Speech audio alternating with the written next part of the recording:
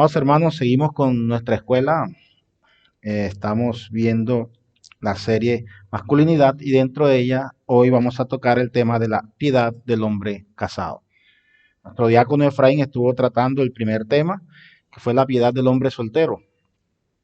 Y en su intervención anterior él estuvo tocando algunos aspectos importantes acerca de lo que era la piedad, acerca de lo que era la masculinidad. Pero en esta oportunidad vamos a hablar también de esa misma piedad, de esa misma masculinidad, pero en el rol que le corresponde al hombre casado. Así que los casados estén muy atentos y los solteros que pronto también se van a casar, estén también muy atentos a lo que el Señor quiere enseñarnos en esta mañana. Y quiero iniciar con una lectura en el libro de Génesis, capítulo 1, versículos 26 y 28, que va a ser nuestro texto base para desarrollar en esta mañana nuestra enseñanza. Así que quiero que me acompañen abriendo sus Biblias. Quiero que estén muy atentos lo que dice el texto. Génesis capítulo 1, versículos 26 al 28. Leo para ustedes. Entonces dijo Dios, hagamos al hombre a nuestra imagen, conforme a nuestra semejanza, y señoree en los peces del mar, en las aves de los cielos, en las bestias, en toda la tierra, y en todo animal que se arrastra sobre la tierra. Y creó Dios al hombre a su imagen, a imagen de Dios lo creó, varón y hembra los creó. Y los bendijo Dios y les dijo, fructificad y multiplicaos, llenad la tierra y sojuzgadla, y señoread en los peces del mar, en las aves de los cielos y en todas las bestias que se mueven sobre la tierra. Y a propósito de todas estas cosas extrañas que se escuchan en el seno de la sociedad y en los medios acerca de la identidad sexual humana, dice el Señor en su palabra, y creó Dios al hombre a su imagen, a imagen de Dios lo creó, varón y hembra los creó. Y tenemos que hacer esta distinción, amados hermanos, porque solo existen dos géneros creados por el Señor, varón y hembra, hombre y mujer. No existe ninguna otra cosa totalmente diferente como dice la sociedad hoy en día. No, es que el género es una construcción social, es la percepción de lo que se siente. Por lo tanto, hay una diversidad de cosas que no tienen nada que ver con lo que Dios creó a la imagen de Él. Entonces dicen, no, es que yo soy hombre, pero me siento mujer y me identifico como mujer, o yo soy mujer, pero me identifico como hombre, o me identifico no binario, o me identifico de esto y de esto o lo otro. No, la Biblia es clara y dice que Dios creó al hombre a su imagen y semejanza y los creó varón y hembra. Y esto es para que lo tengamos claro para poder desarrollar nuestro texto. Pues bien, y ese activismo equivocado que busca penetrar a la sociedad para eliminar el plan de Dios para el hombre es un desenfreno de la misma conducta y es un comportamiento inmoral y vicioso, es un libertinaje contrario a la disciplina establecida por el Señor para la familia. Ahora bien, de manera que la historia bíblica, amados hermanos, precisa la verdad de lo que ocurrió en el principio, desde la creación, y sigue vigente aún hoy en nuestros días, como aquella plataforma original donde comenzaron los valores de la familia. Y los detalles más amplios acerca de la creación del hombre y de la mujer explican lo siguiente. Génesis capítulo 1, 26, 28, el texto que acabamos de leer. Dios dijo, hagamos al hombre a nuestra imagen, conforme a nuestra semejanza, señoré sobre los peces del mar, sobre las aves de los cielos, en las bestias sobre toda la tierra, y de todo animal que se arrastra sobre la tierra. Estoy parafraseando. Y dijo Dios, hagamos al hombre a nuestra imagen, a nuestra semejanza, y los creó varón y hembra. Y luego le dio autoridad de señorear en los peces del mar, en las aves de los cielos, en todas las bestias que se mueven sobre la tierra, y les dio un mandato especial, fructificaos y multiplicaos. Pues bien, cualquier otra cosa desviada de la orientación que el Señor había impartido a su creación es un invento totalmente contrario a la voluntad que hiere y golpea al seno de la familia. Es un virus antifamiliar, un virus destructivo que no viene del Señor, sino que viene directamente del enemigo de nuestras almas. Hoy en día, entonces, es común que las personas confundan con frecuencia acerca de la identidad y la obligación que tienen en medio de la cultura, en medio de la iglesia y en medio del hogar. Y esta confusión, amados, conduce a muchos problemas: ataques de ira, desesperación, abatimiento, perversión sexual, inclusive al suicidio. Y muchas de esas confusiones se deben al no entender a las personas del sexo opuesto. Les explico por qué. Porque algunas veces en los creyentes, en los cristianos, se debe a la errónea interpretación de las escrituras. El fundamento para entender nuestra identidad y nuestro propósito se pueden encontrar a lo largo de todas las escrituras, y por lo tanto eso demanda de parte de nosotros estudio, pero un estudio diligente de las mismas escrituras. Ahora bien, ¿por qué lo digo? Porque como la sociedad se ha estado deconstruyendo por el mismo activismo social, hoy es común ver en algunas congregaciones, en algunas iglesias, que se acepta el homosexualismo como una forma normal. Entonces, llegamos a la conclusión, es que Dios ama al pecador y aborrece el pecado. Sí, pero no se ataca realmente la raíz del pecado, que es decirle, sabes que tu conducta está atentando, contra la imagen de Dios. Y eso muchas veces es permisivo dentro de algunas iglesias. Tan es así que hoy en día hay iglesias que tienen ordenados pastores homosexuales. Ahora, por eso les decía, el entendimiento claro de nuestra identidad y propósito en la vida es entender que fuimos creados a la imagen de Dios, pero con dos géneros. ¿Y por qué parto de aquí? Porque esta es la base de lo que viene para desarrollar el tema del rol del esposo creyente. Porque si bien es cierto, cuando hablamos de esposo estamos hablando de hombre y mujer. Y quiero hacer la distinción porque alguno que pueda estar viendo este video más adelante dirá, pero es que esposo, hombre y hombre. No, estamos hablando de esposos en la forma original que Dios lo concibió, hombre y mujer. Por eso estoy haciendo esa distinción antes de comenzar de lleno en el tema. Pues bien, entonces entendamos cuál es el propósito de la creación del hombre.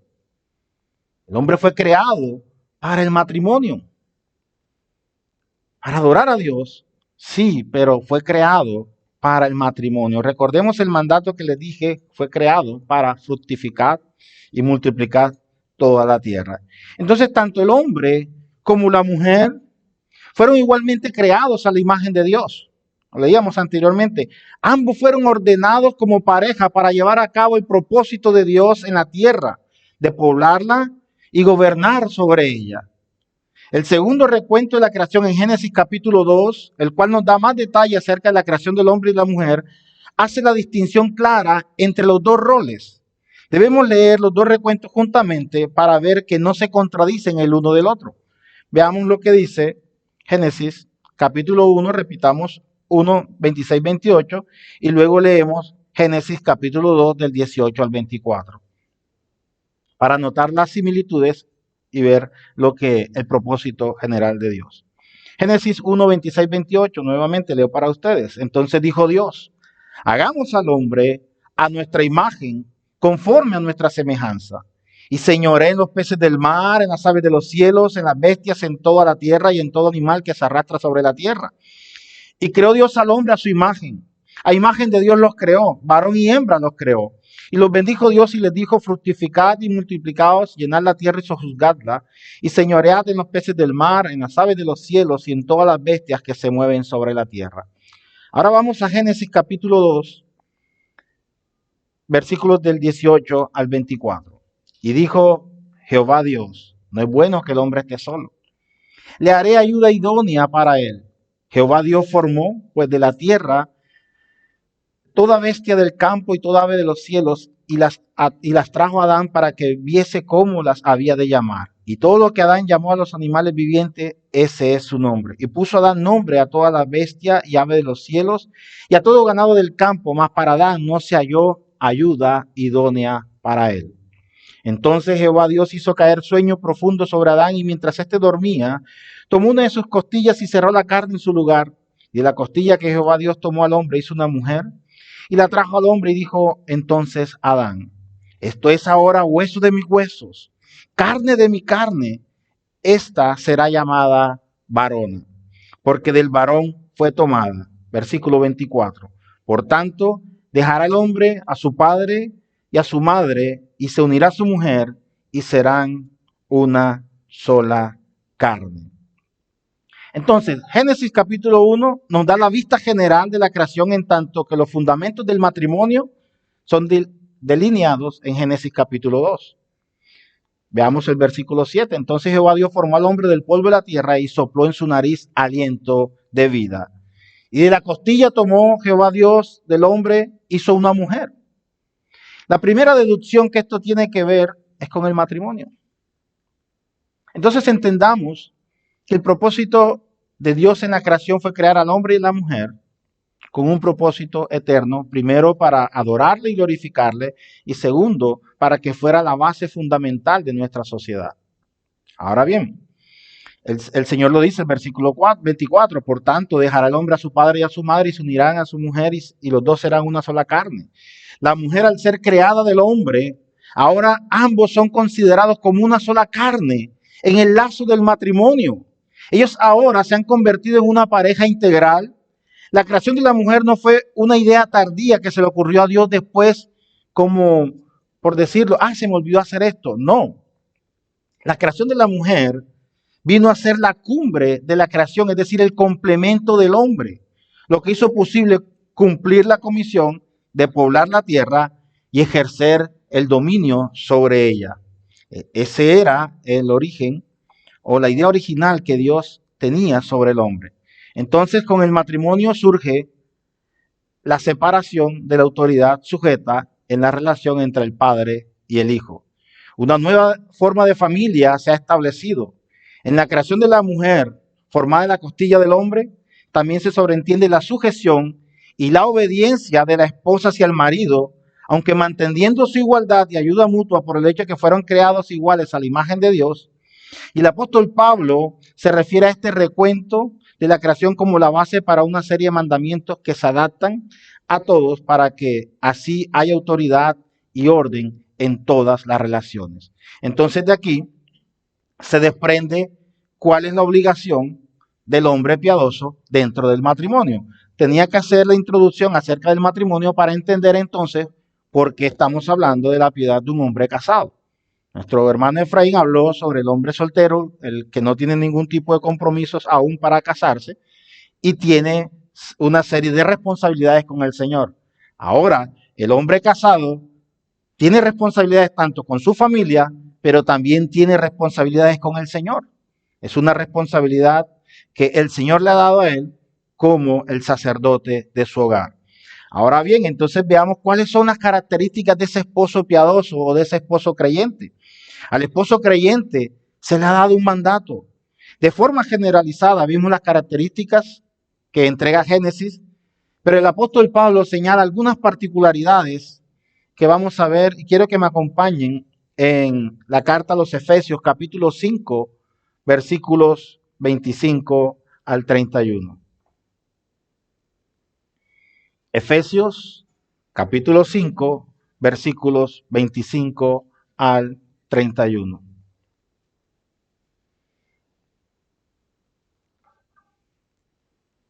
¿Ya todos lo tienen?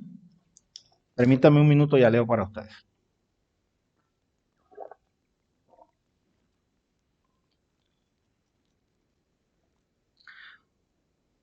Dicen las escrituras de la siguiente manera: maridos, amad a vuestras mujeres, así como Cristo amó a la iglesia y se entregó a sí mismo por ella, para santificarla, habiéndola purificada en el lavamiento del agua por la palabra, a fin de presentársela a sí mismo, una iglesia gloriosa, que no tuviese mancha ni arruga ni cosa semejante, sino que fuese santa y sin mancha. Así también, maridos, deben amar a sus mujeres como a sus mismos cuerpos. El que ama a su mujer, a sí mismo se ama, porque nadie aborreció jamás a su propia carne, sino que la sustenta y la cuida, como también Cristo a la iglesia. Porque somos miembros de su cuerpo y de su carne y de sus huesos. Por esto, y repite el mandato de Génesis, dejará el hombre a su padre y a su madre y se unirá a su mujer y los dos serán una sola carne.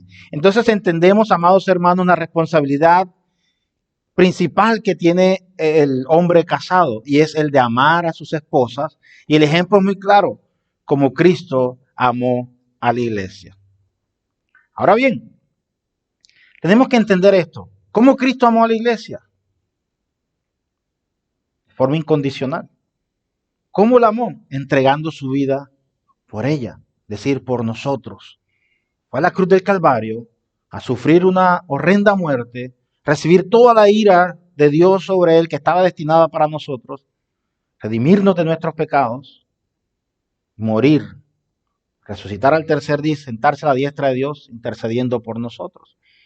El apóstol Pablo dice, maridos, amad a vuestras mujeres como Cristo amó a la iglesia. Entonces la responsabilidad del hombre casado es mostrar piedad hacia su esposa, enseñarle el camino del Señor, es instruirle en la palabra de Dios, llevarla a los pies de Cristo si no es creyente. Pues bien, el Espíritu Santo nos ha dado mucha claridad acerca de los roles que corresponden al esposo y a la esposa dentro del matrimonio.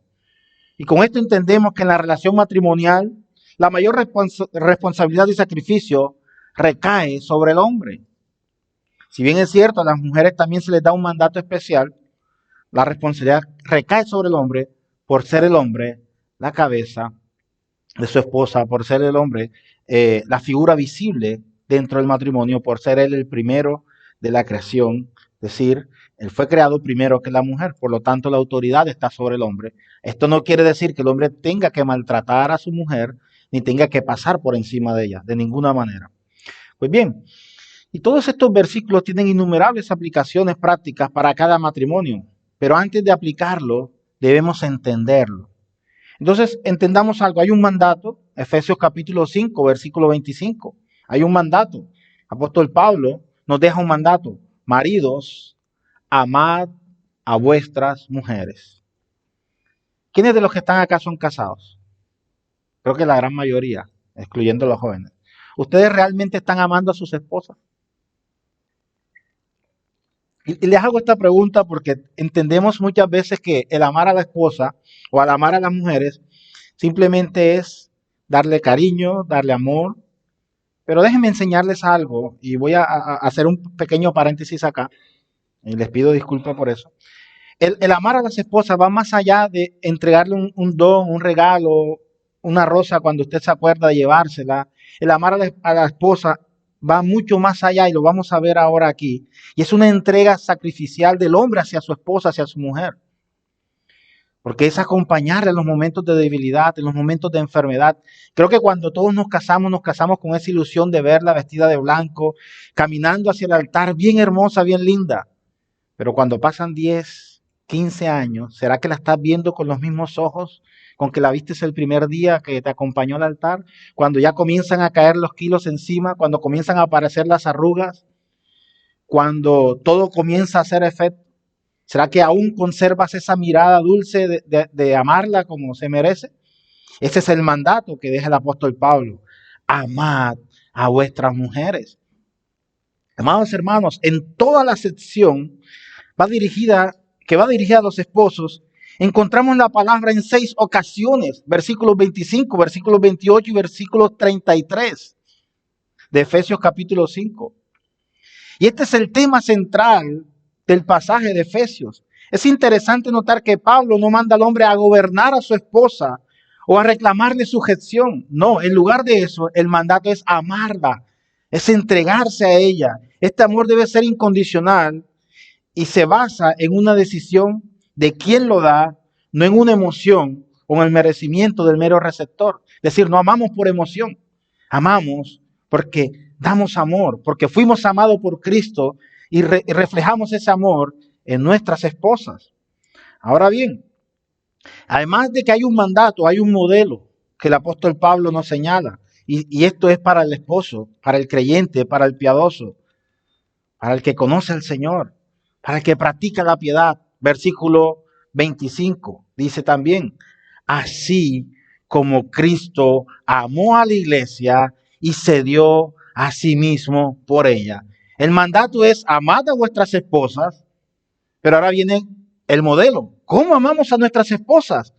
Como Cristo amó a la iglesia.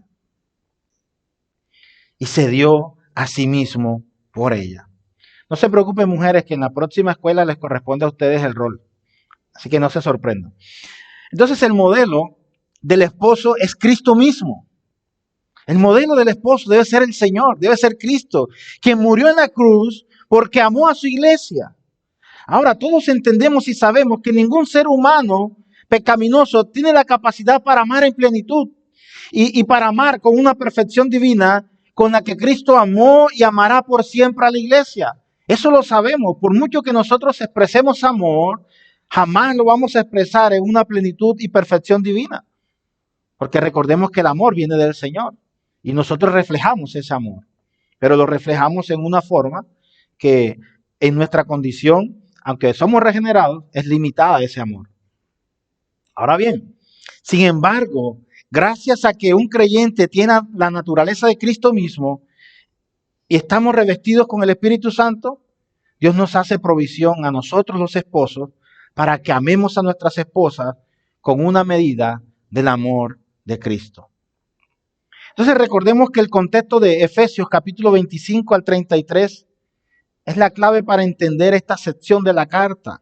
Y Pablo escribe lo siguiente en Efesios 5, 17 y 18. Así pues, no seáis necios, sino entended cuál es la voluntad del Señor, y no os embriaguéis con vino en lo cual hay disolución, sino sed llenos del Espíritu Santo. Solamente un esposo lleno del Espíritu Santo está en la capacidad de amar a su esposa con la misma clase de amor que Jesús tiene por la iglesia. Y esto va dirigido a los creyentes, porque cuando no son creyentes y comienzan las dificultades dentro del matrimonio, van a la solución más fácil. Divorciamos. Tú por tu camino, yo por el mío, y nos vemos más adelante si Dios lo permite. Esa es la solución que la sociedad está vendiendo hoy en día, la disolución del matrimonio. Claro, hay momentos en que el matrimonio se va a disolver por causales, pero debemos entender si esas causales realmente son válidas para poder disolver un matrimonio. Pero cuando no son válidas las causales, sino porque no es que yo no me identifico, yo tengo mis ideales y tú tienes tus ideales, entonces no tenemos compatibilidad de caracteres, entonces nos separamos. La pregunta es, ¿por qué te casaste si sabías que no tenías la compatibilidad de caracteres que llamas? Para eso hay una etapa previa que es el noviazgo, para conocer precisamente a la pareja. Pues bien, uno de los problemas más grandes que muchas familias se enfrentan hoy en día es la falta de liderazgo de parte del esposo. Vemos familias donde la esposa es quien lleva la bandera, donde la esposa tiene el rol del esposo. Se han intercambiado los roles. La esposa es la que manda en la casa. Como dice un chiste, en mi casa mando yo, pero yo hago lo que diga mi esposa. Eso se ha visto hoy en día. Se ha perdido la autoridad del esposo dentro del hogar, precisamente porque no se tiene el modelo bíblico que el Señor ha establecido. Y eso hace mucho daño dentro de algunas familias. Algunos esposos no reconocen que Dios les ha predestinado para este rol. Otros simplemente no saben cómo dirigir a su familia, mientras que otros se niegan a tomar el mando de ser la cabeza del hogar. La mayoría de los hombres no se dan cuenta de que muchos de los serios problemas en sus hogares son consecuencias directas de su falta de liderazgo dentro del hogar. Es evidente entonces, amados hermanos, que esta falta de autoridad del esposo desencadena una serie de problemas matrimoniales, económicos e incluso dificultades en la crianza de los niños. Ahora, para nadie es un secreto que esta pandemia de la cual salimos hace poquito, que aún está por allí, aún se habla del coronavirus, pero para nadie es un secreto que esta pandemia cambió muchas cosas. Entre ellas, el confinamiento obligó que muchos hogares pasaran a convivir más tiempo de que comúnmente estaban acostumbrados a hacerlo. En nuestra vida normal, pasamos con nuestra familia menos horas que las que pasamos por fuera de nuestros hogares, porque pasamos más el tiempo laborando, trabajando, y cuando venimos a nuestros hogares descansamos un rato, compartimos con nuestra familia y aprovechamos los pequeños momentos. Pero esta pandemia hizo todo lo contrario, obligó ahora que el 100% del tiempo, las 24 horas del día, las familias convivieran. ¿Y sabes qué sucedió? En algunos hogares esto trajo muchos conflictos, aumentaron las tasas de divorcio porque no se soportaban los unos a los otros. Y esta pandemia obligó a eso y trajo como consecuencia que se disparara la tasa de divorcios aún entre creyentes, que es lo más asombroso, aún entre creyentes. Y esto no fue por la pandemia o por la convivencia. Debemos ser claros, esto fue por la falta de dirección del Señor en sus vidas. Es decir, porque estaban gobernando un hogar sin autoridad o la guía del Espíritu Santo. Aún en los creyentes, en algunos creyentes que se divorciaron, porque no tenían claro cuál era su rol dentro del matrimonio. Y qué bueno que esta pandemia también trajo cosas buenas, unió a muchas familias, familias que estaban distanciadas, familias disfuncionales. Hoy en día son familias que son un modelo a seguir, porque se derramó una gracia especial en ellos que usted ve esa familia hoy en día, usted decía, wow, esta familia que antes no se soportaban, los ve como una familia unida. Esas son las cosas que Dios hace cuando aceptamos su dirección dentro del hogar.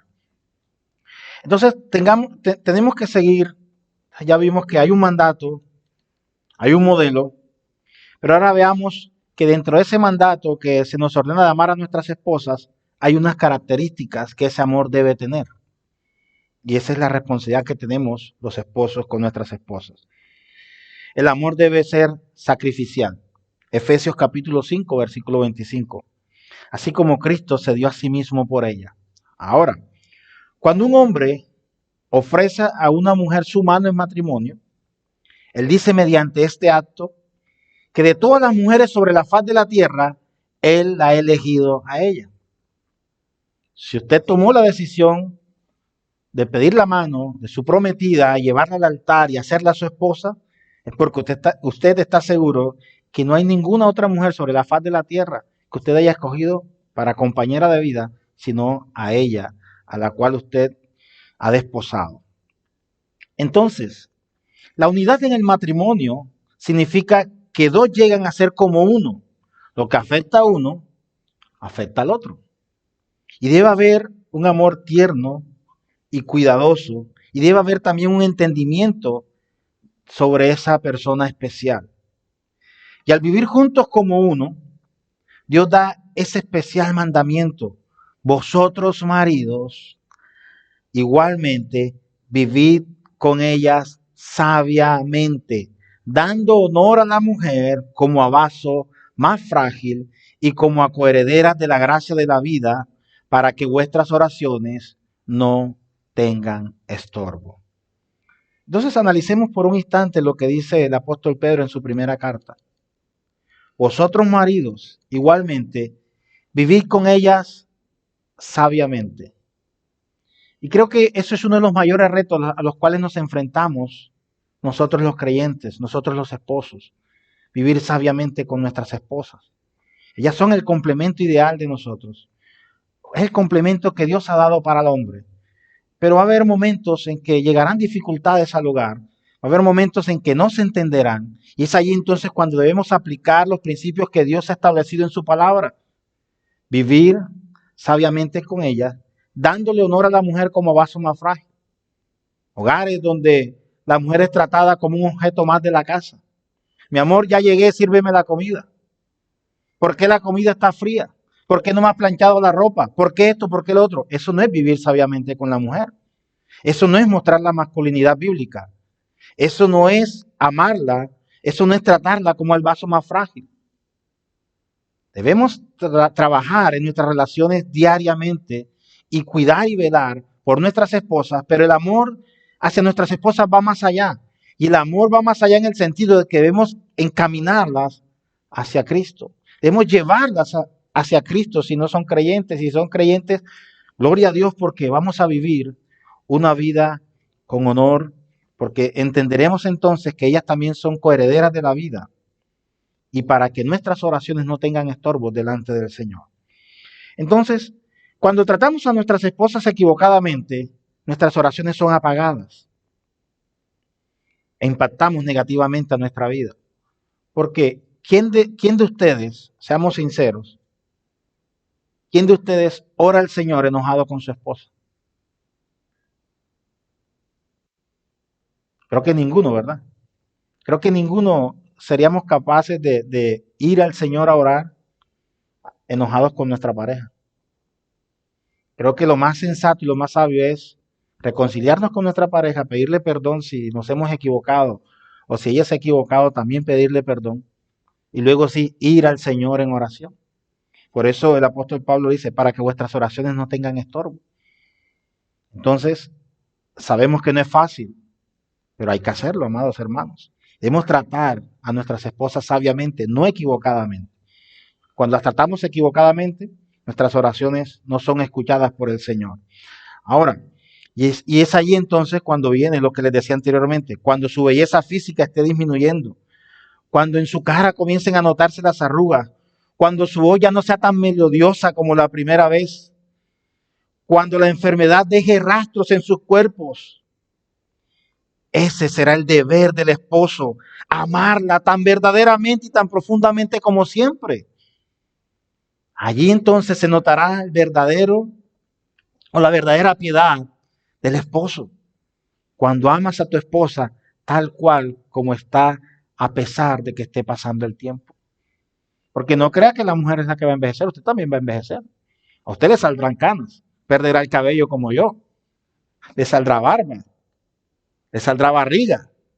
En fin, son tantas cosas que van a pasar, pero seguiremos amando a nuestras esposas porque ese es el mandato que el Señor nos ha dado.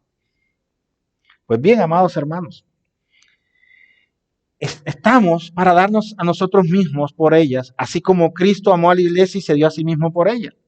Entonces, este es un alto desafío que tenemos los hombres, los creyentes, los esposos.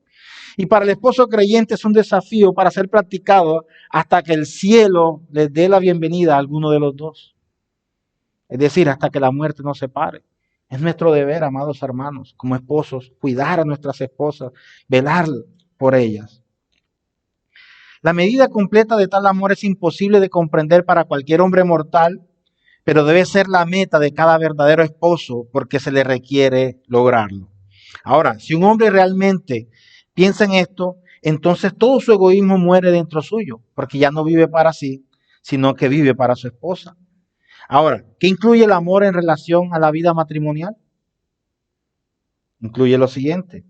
En el matrimonio, la esposa llega a hacer muchas cosas para su esposo, pero la más importante es que ella llegue a ser su complemento, su compañera de vida y su mejor amiga, su confidente, su compañera, su compañera de batallas, aquella que nos acompañará hasta el último aliento de nuestras vidas y que estará con nosotros siempre a pesar de. Allí, entonces, cuando eso sucede, entendemos que hemos sido piadosos y que hemos obedecido el mandato de Cristo.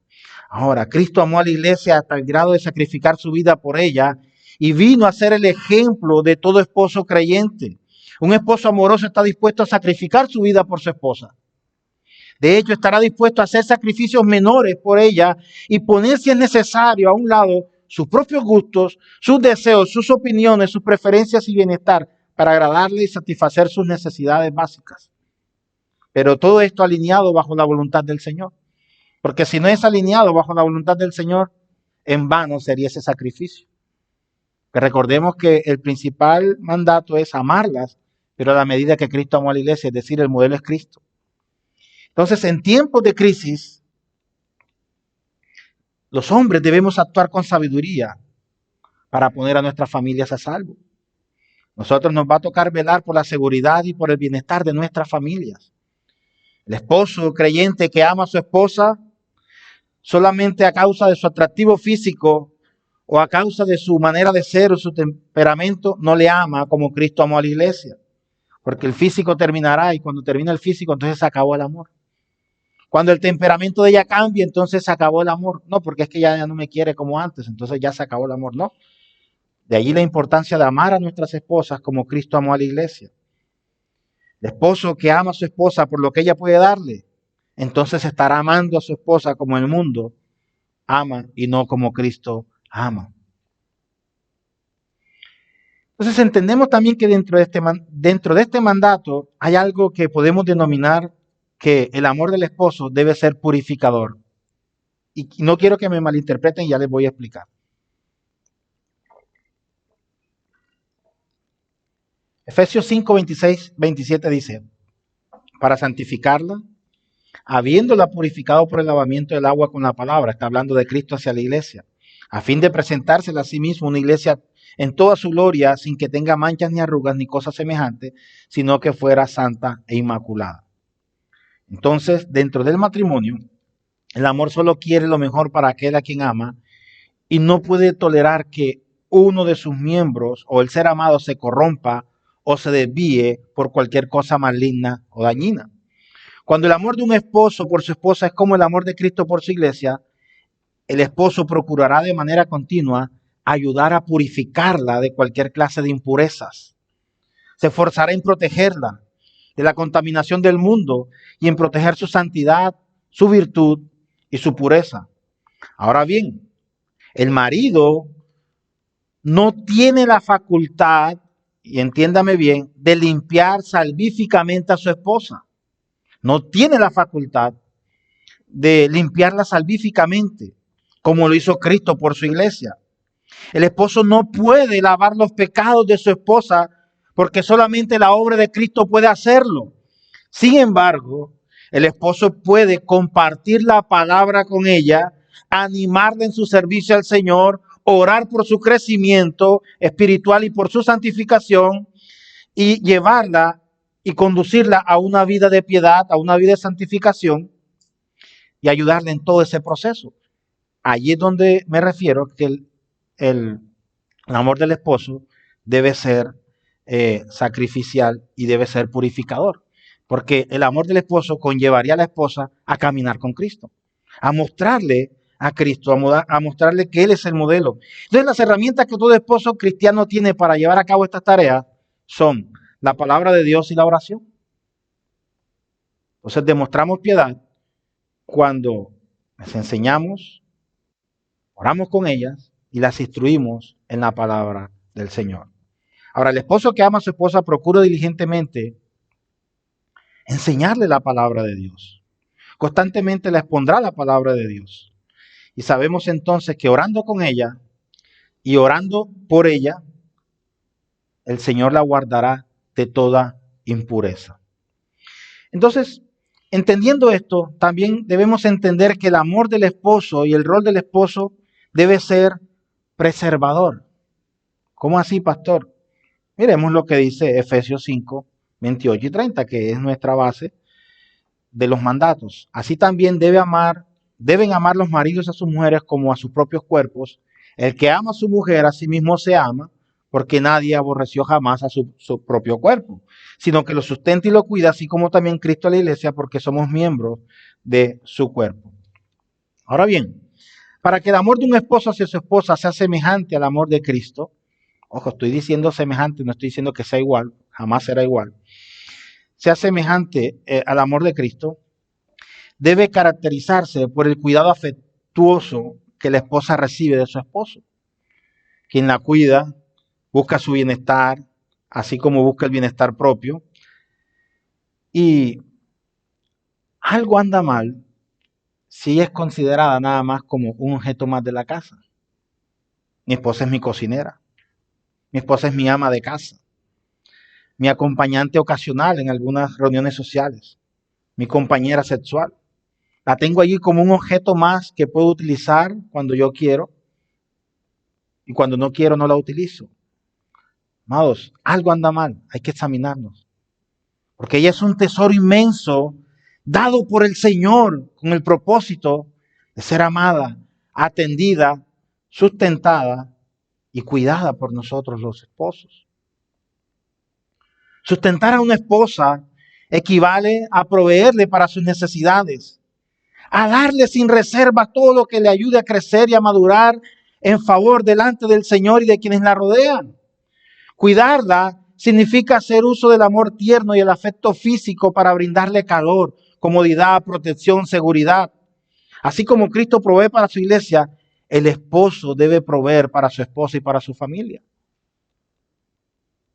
Respecto a la división de responsabilidades en el hogar, la Biblia instruye a los esposos a proveer para sus familias, para sus familias. Esto significa que el esposo trabaje y gane el suficiente dinero para cubrir todas las necesidades de su esposa y de sus hijos.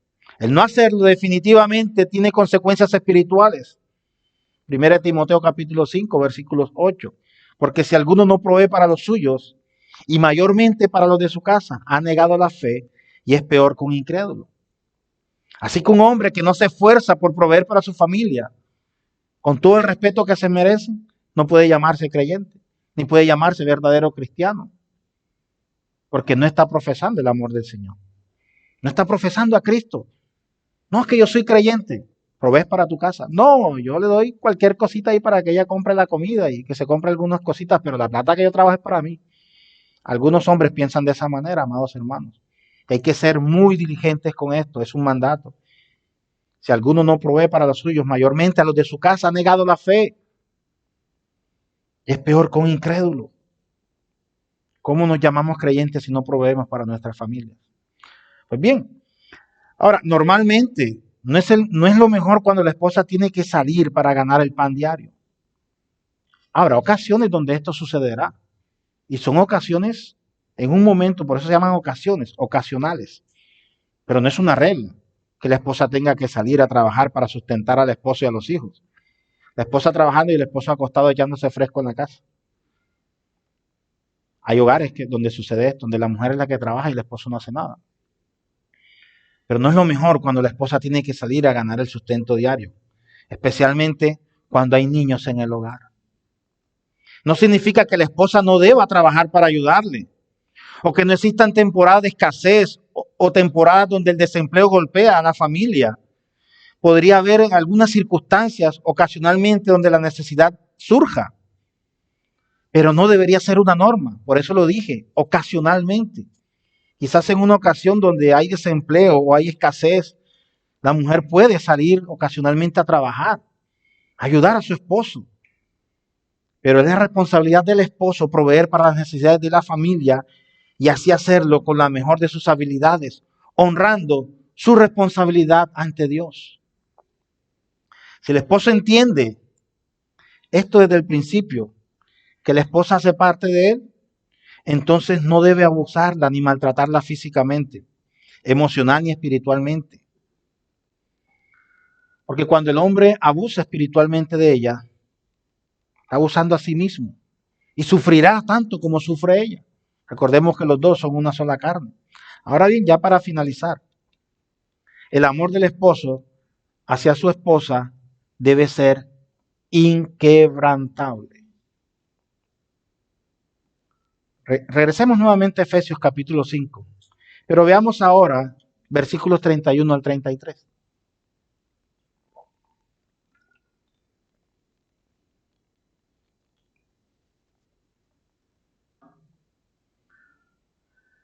Efesios 5, versículos 31 al 33. Por esto, dejará el hombre a su padre y a su madre y se unirá a su mujer y los dos serán una sola carne. Grande es este misterio, pero hablo con referencia a Cristo y a la iglesia. En todo caso, cada uno de vosotros ame también a su mujer como a sí mismo y que la mujer respete a su marido.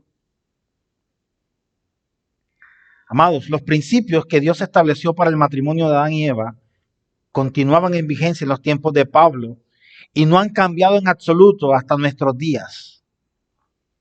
Por esto Pablo cita Génesis 2:24.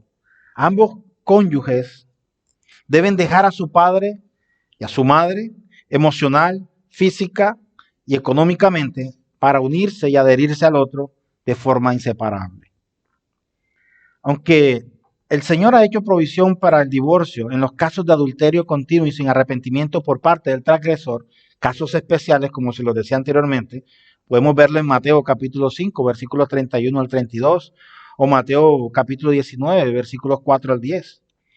Así como en el caso de un cónyuge incrédulo que abandona al creyente, 1 Corintios 7:15, la muerte es la única disolución que Dios desea en el matrimonio. Así como el cuerpo de Cristo es indivisible, el diseño ideal de Dios para el matrimonio es que sea indivisible. El matrimonio es una representación de la iglesia y su relación con Cristo. Por lo tanto, el mandato es hasta que la muerte los separe. Los conflictos respecto a la división del trabajo en un matrimonio están destinados a ocurrir y van a ocurrir. Pero si ambas partes se someten a Cristo, estos conflictos serán mínimos. ¿Habrá diferencias? Claro que sí. Ningún matrimonio es 100%, por decirlo de esa manera, ideal. Ocurrirán conflictos, y claro que va a haber conflictos dentro de la relación de pareja, dentro del matrimonio. Pero lo importante es que cuando surjan esos conflictos, ir a la fuente, que es la palabra de Dios, y mirar cómo nos dirigimos para enfrentar ese conflicto. En primer lugar, poniendo a Dios por encima de todas las cosas, y en segundo lugar, resolver el conflicto de la mejor manera. El Señor ha puesto una gran responsabilidad delante de los esposos y al mismo tiempo les ha dado estas herramientas para llevar a cabo esta función dentro del hogar. Un hombre que ha sido alcanzado por la gracia y el amor de Cristo tiene el poder para caminar en obediencia a la palabra de Dios y ser lleno del Espíritu Santo y de esta manera llevar a cabo ese rol que ha recibido del Creador. Cristo amó a la iglesia y se entregó sacrificalmente por ella. Ahora bien, de manera que todo esposo que ha creído en el Señor pueda amar a su esposa fortaleciéndose en el poder del Evangelio. Una mujer que sea amada así de esta manera no tendrá mayor problema en someterse a su esposo por él y siempre buscará someterse a su esposo porque verá reflejado a Cristo en él. Por eso el mandato, mujer, está sujeta a vuestros esposos. El esposo tiene que mostrar el amor de Cristo para que la sujeción sea total y completa y sea una sujeción por amor y no una sujeción por imposición. Entonces, finalmente, amados hermanos, el rol que tiene el esposo piadoso dentro del matrimonio, y lo digo dentro del matrimonio porque estamos hablando de matrimonio, es conducir a su esposa y a toda su familia a los pies de Cristo. Ese debe ser la principal meta de cada hombre piadoso. Esto cuando la esposa no es creyente, pero si son creyentes, gloria a Dios porque ambos caminarán hacia el Señor.